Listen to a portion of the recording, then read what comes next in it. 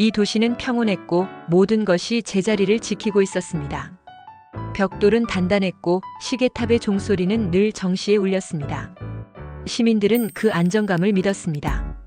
하지만 시간이 흐르면서 이상한 일이 생기기 시작했습니다. 사람들의 발걸음이 가벼워지더니 가장 밝은 젊음의 색을 가진 사람들이 하나둘 도시를 떠났습니다.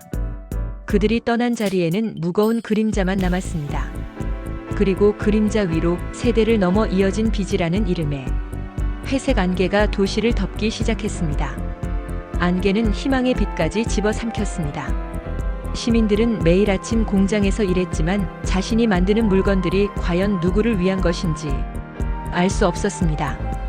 노동의 열매는 이미 과거에 당겨 써버린 지 오래였습니다. 그들은 과거의 빚을 갚고 있었습니다. 시청 창고에는 개혁이라는 이름표가 붙은 거대한 망치와 톱들이 있었습니다. 날카롭게 벼려져 있었지만 아무도 그것들을 꺼내 들지 않았습니다. 너무 무겁고 위험하다는 핑계였습니다.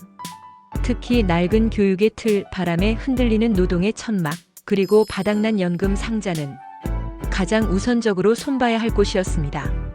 그러나 매번 다음이라는 말로 수리가 미뤄졌고 시민들은 그 미뤄진 미래를 살고 있었습니다.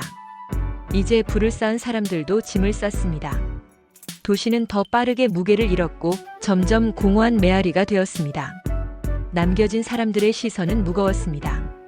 시민들은 문득 깨달았습니다. 이 모든 것을 너무 오래 지켜보기만 한 것은 아닌지, 행동해야 할 순간에 침묵하고 안주했던 남겨진 자로서의 깊은 자책감이 밀려왔습니다. 도시는 텅 빈 무대 같았습니다. 이제 남은 것은 과거의 익숙함과 손에 쥔 차가운 열쇠뿐이었습니다. 이 열쇠는 현실을 직시하는 용기라는 이름이 붙어 있었지만 오랜 세월로 인해 녹슬어 있었습니다. 하지만 시민들은 그 녹슨 열쇠를 버리지 않았습니다. 안개가 거치려면 아주 오랜 시간이 걸릴지라도 남아있는 벽돌 하나라도 붙잡고 서 있으려 했습니다. 매일 아침 아주 작은 소리라도 내어 시계탑 종을 다시 울릴 수 있도록. 요즘 우리 사회를 보면 참 안타까운 모습이 많습니다. 젊은이들은 이 나라에 미래가 없다고 말하고 부자들은 조용히 짐을 싸서 해외로 떠납니다.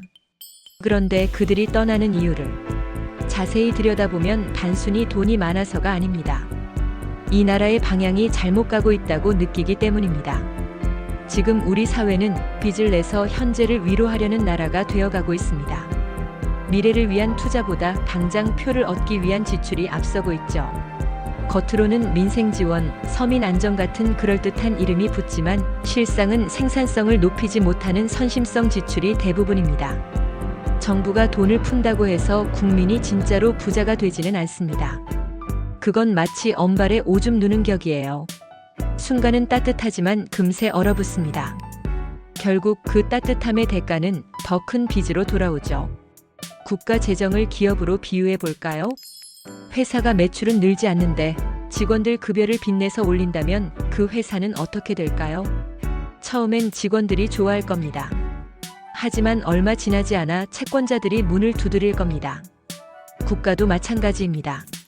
한국의 국가 채무는 점점 불어나고 복지 예산 비중도 증가세를 멈추지 않습니다.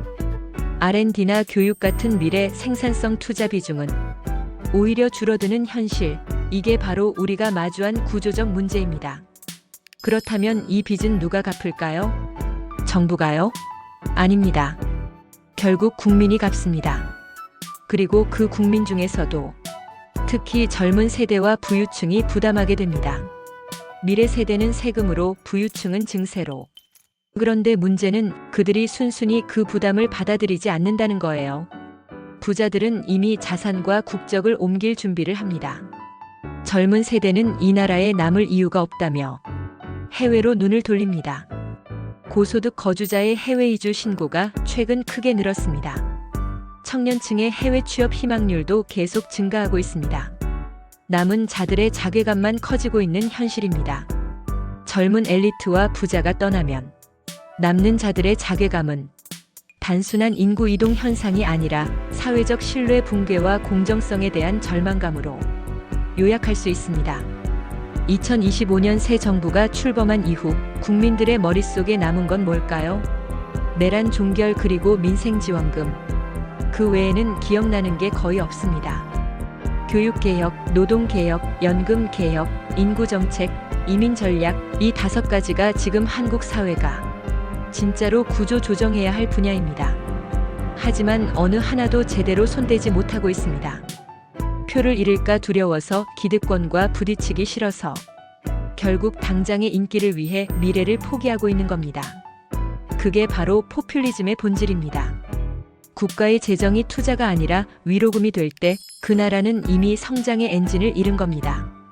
지금 우리는 용기와 인내를 갖고 당장 수확이 없더라도 생산성 향상과 혁신을 위한 투자를 해야 합니다. 그건 교육이고 연구개발이고 공정한 노동시장과 투명한 제도입니다. 정치가 해야 할 일은 당장 나눠주는 것이 아니라 미래를 위한 토대를 닦는 일입니다. 언젠가 국민들이 힘들었지만 그때 그 결정 덕분에 지금이 있다고 말할 수 있도록요. 이제 우리 사회가 스스로 물어야 할 질문이 있습니다. 우리는 어떤 나라를 만들고 싶은가? 떠나는 나라가 아니라 돌아오고 싶은 나라를 만들기 위해서는 진정한 공정, 혁신, 책임의 문화가 자리 잡아야 합니다. 공짜를 약속하는 정치가 아니라 함께 땀 흘리고 성장할 수 있는 사회, 그게 진짜 민생입니다. 이 나라는 아직 늦지 않았습니다. 이상입니다. 감사합니다.